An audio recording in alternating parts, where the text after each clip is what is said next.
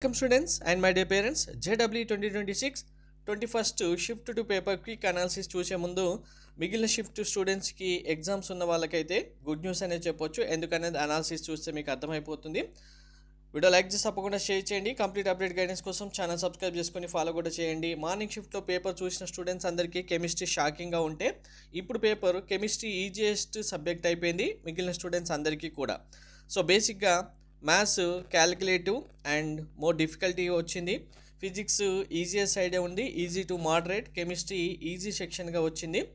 Comparatively morning షిఫ్ట్తో compare చేసుకుంటే ఈరోజు chemistry ముందు స్టార్ట్ చేసిన స్టూడెంట్స్కి రియల్గా మార్క్స్ అయితే ఇంక్రీజ్ అవ్వడానికి మ్యాక్సిమం ఛాన్సెస్ అయితే ఉన్నాయి.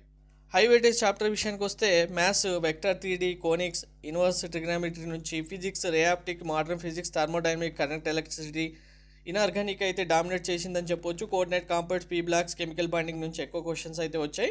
ఫిజిక్స్లో మీరు ఎక్స్ట్రాగా థింక్ చేయాల్సిన అవసరం లేదు. మీ పాయింట్ ఆఫ్ వ్యూలో ఎలా అయితే ప్రిపేర్ అయ్యారో ఇప్పటి వరకు అదే కంటిన్యూషన్ అవుతుంది. బేసిక్స్, కాన్సెప్ట్స్, ఫార్ములాస్ కరెక్ట్గా నేర్చుకోండి. అండ్ మ్యాథ్స్ ఫిజిక్స్ విషయానికి వస్తే మీరు ఎక్కువగా పీవైక్యూస్ పైన ఫోకస్ చేస్తే, ఎక్కువ నెంబర్ ఆఫ్ క్వశ్చన్స్ సాల్వ్ చేస్తే మీకు పేపర్ కూడా అంత డిఫికల్టీగా అయితే కనిపించదు. క్యాలిక్యులేషన్ స్పీడ్ అయితే కంపల్సరీ ఎక్కువగానే ఉండాలి. కెమిస్ట్రీకి డైరెక్ట్ ఎన్సీఆర్టీ బుక్ నుంచి ఉన్న క్వశ్చన్స్ అయితే మీకు రావడం జరిగింది.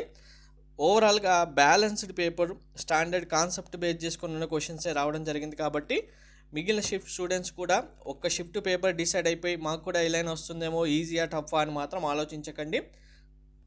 సో ఈరోజు పేపర్ కనుక చూసుకుంటే ఓవరాల్గా మోడరేట్ పేపర్ అని చెప్పొచ్చు. 200+ అయితే స్కోర్ చేయడానికి మ్యాక్సిమం స్కోప్ ఉన్న పేపర్ 99% అయితే. నెక్స్ట్ ఎగ్జామ్స్ ఉన్న స్టూడెంట్స్ కంపల్సరీగా కీ చాప్టర్స్ పైన ఫోకస్ చేయండి. Thank you.